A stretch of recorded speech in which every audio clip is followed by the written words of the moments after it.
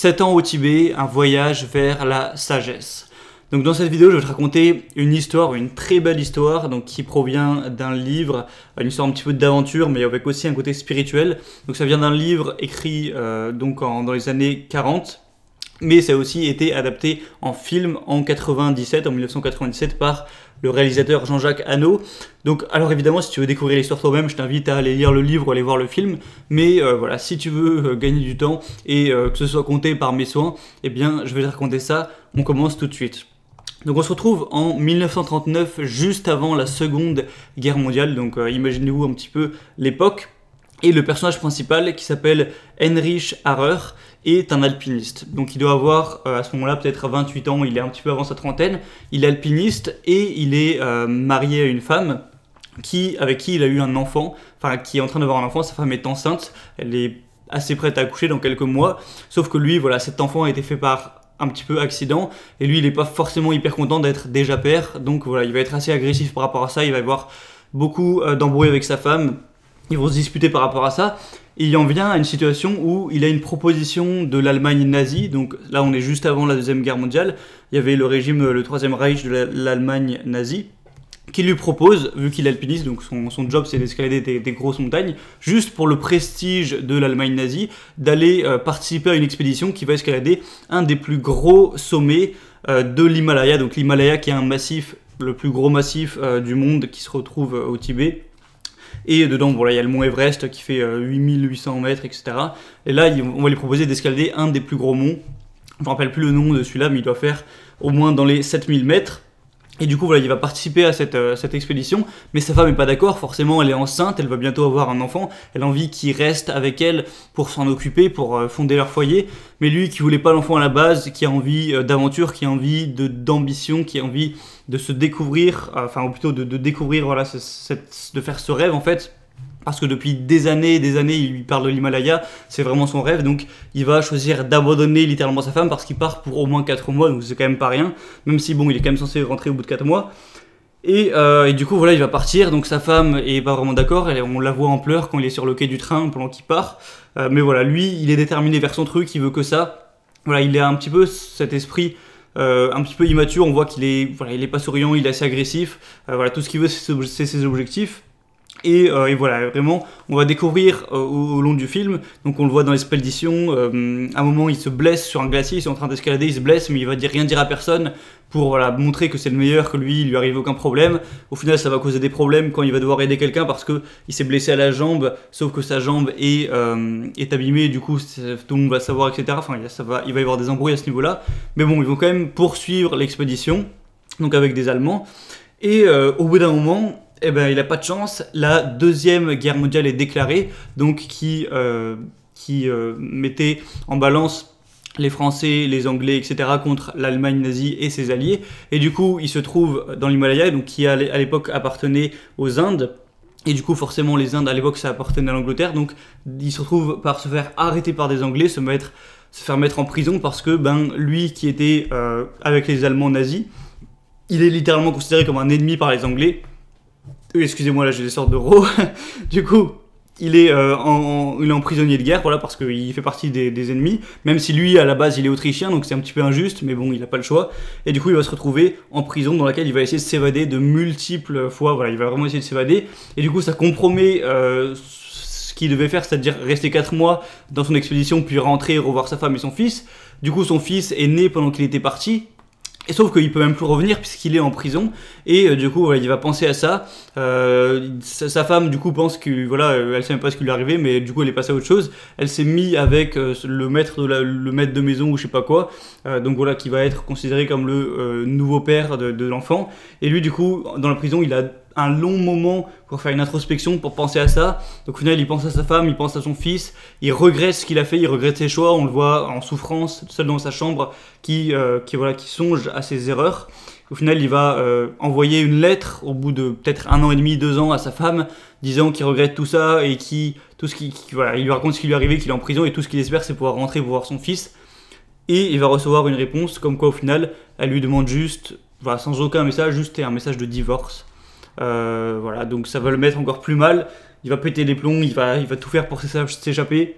En gros, sa femme a dit à son fils que son père était mort dans l'Himalaya, qu'il n'existe plus, et son nouveau père, c'est le maître de maison là. Du coup, voilà, ça crée en lui une énorme souffrance, encore plus que ce qu'il avait déjà avant. Donc, il va se déchaîner pour s'enfuir. Au final, avec les amis de la prison, ils vont réussir à s'évader.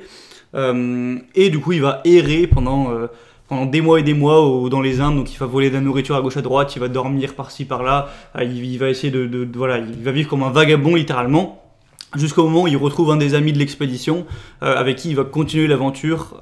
Ils vont continuer l'aventure ensemble tout simplement pour se retrouver au Tibet. Donc voilà, le Tibet qui est une assez grosse région. Et voilà, je vais avancer un petit peu dans l'histoire. Donc il arrive quelques péripéties dans l'eau. Et jusqu'au moment où il arrive dans la ville de Lhasa. Donc qui est là où il y a le Dalai Lama, enfin en tout cas à l'époque. Donc là où il y a le gros palais, vous imaginez, dont je mettrai quelques images sûrement dans la vidéo avec le Dalai Lama. Et du coup, au début, il va réussir en gros avec son ami à être intégré dans ce peuple, alors qu'à la base, ils sont pas censés accepter les étrangers. Du coup, il va découvrir toute cette culture qui est complètement à l'inverse de la sienne, lui qui est très compétitif, très dans l'ego, très un petit peu dans ce style-là, qui veut gravir des montagnes, qui a participé aux Jeux Olympiques, etc.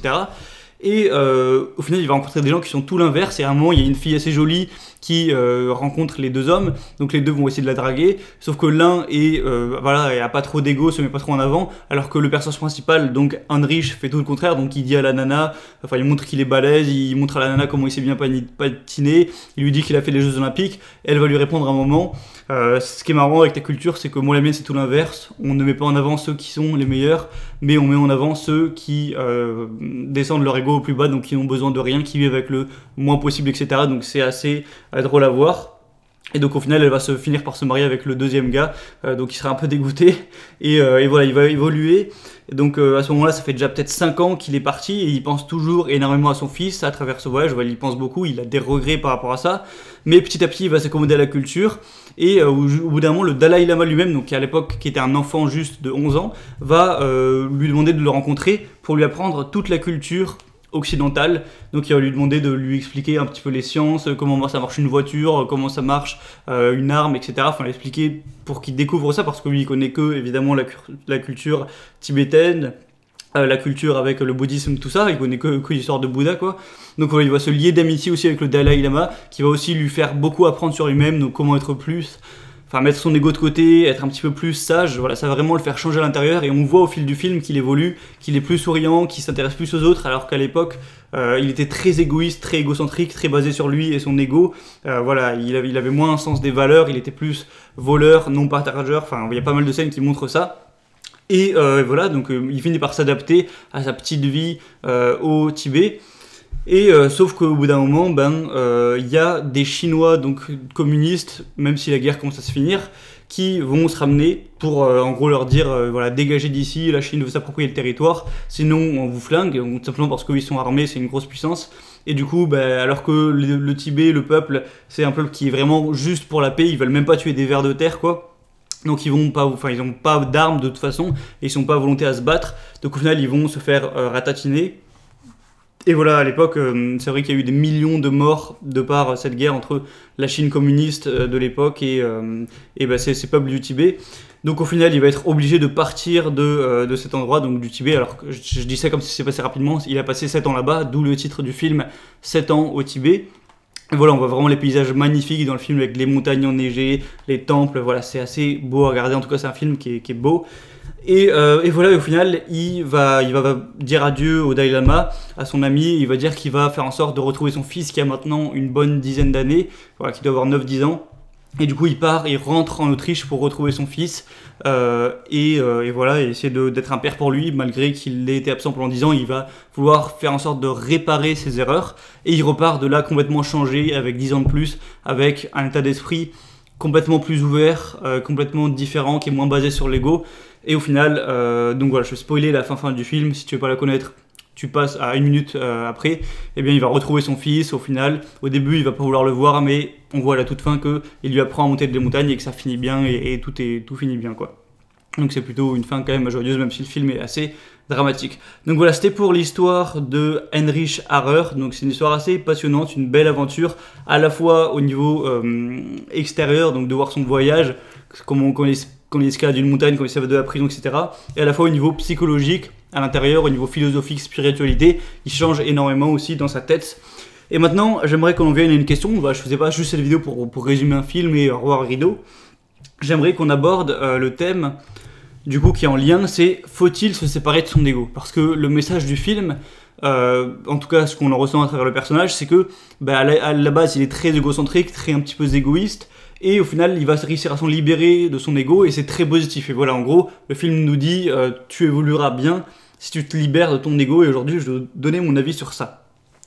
Donc en premier terme, je suis d'accord avec le fait que ça sert à rien d'avoir un ego, d'être égocentrique, de penser que à écraser les autres, à progresser et tout. Ça, évidemment, je suis totalement d'accord. J'ai déjà fait de multiples vidéos où je parlais du sacrifice de mon ego, le fait de plus acheter des vêtements, des trucs comme ça, bref. Sauf que, il y a un équilibre à trouver.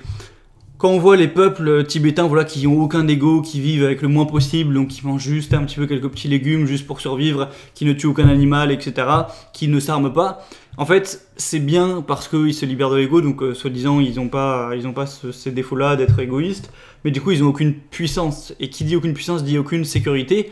Et si aujourd'hui tu te dis je veux gagner le moins d'argent possible parce que voilà, j'ai pas d'ego, ou je veux pas faire de sport, pas me progresser parce que j'ai pas d'ego, je veux juste faire le minimum, être dans le présent, tout ça, c'est très bien.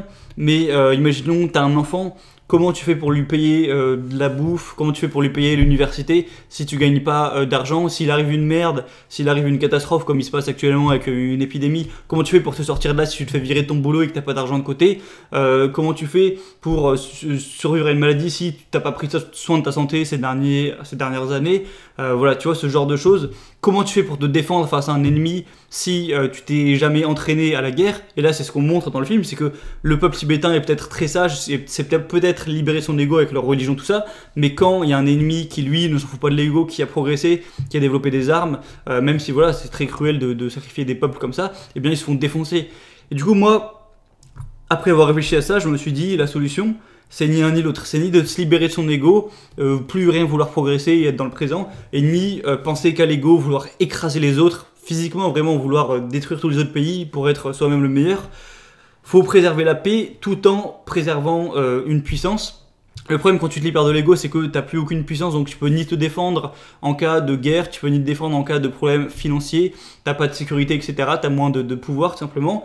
Et le problème de l'ego, c'est que c'est pas bien pour les autres, tu vas avoir un comportement qui te pousse à les écraser, ça va pas te rendre heureux personnellement, ça va pas enrichir le monde.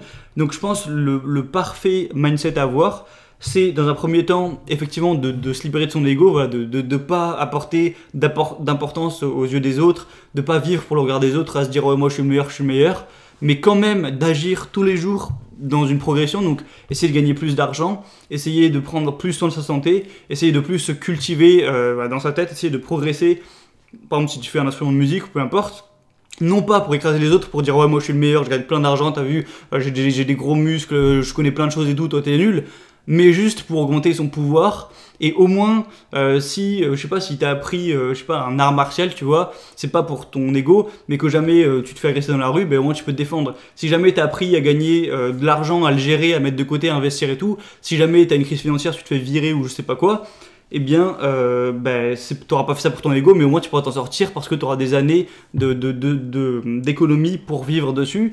Si jamais t'es très cultivé, eh bien, tu fais pas ça pour l'ego, pour dire que je suis plus intelligent que les autres, mais ça peut te permettre à toi d'augmenter ton intelligence pour tes projets, pour ta spiritualité, pour ta compréhension du monde, c'est très positif. Et en s'enrichissant toi-même, tu peux aussi enrichir les autres. Alors que les bouddhistes comme ça qui s'enrichissent pas eux-mêmes, eh bien ils ont beau pas avoir d'ego, ils enrichissent pas plus les autres. Et quand t'es pauvre comme un sou, quand t'as aucune puissance militaire, tout ça, eh bien t'as beau avoir des belles valeurs de paix, tu peux pas les appliquer parce que tu pourras pas répliquer contre les ennemis qui eux veulent la guerre. Alors que si t'es à la fois le plus puissant, qui a le plus d'argent, le plus de force, le plus de soldats, voilà, de puissance militaire, de connaissances et tout, mais que en plus tu combines ça avec un état d'esprit de paix, voilà, je sais pas ce que je fais avec mes mains, on dirait que je joue à Naruto, mais ça fait un mélange. Et bien à la fois t'es le plus puissant, mais à la fois t'as un bon mindset où tu veux la paix, et là tu peux la faire respecter. Si t'es le plus puissant et que tu veux la paix, tu pourras le faire respecter. Si tu veux la paix mais que t'es le moins puissant, tu te feras écraser par ceux qui ont des moins bonnes valeurs entre guillemets. Donc c'était mon avis là-dessus, c'est de prendre le meilleur des deux, le combiner. Donc c'est pour ça, j'avais vu quelqu'un en commentaire une fois qui me disait Ouais, mais quand tu parles de winner, donc de gagner de l'argent, d'atteindre ses objectifs, de devenir musclé, d'être sec, de lire des livres, d'avoir des connaissances, d'augmenter ses relations, de sortir avec des filles plus jolies, je sais pas quoi et tout, est-ce que c'est pas une affaire d'ego?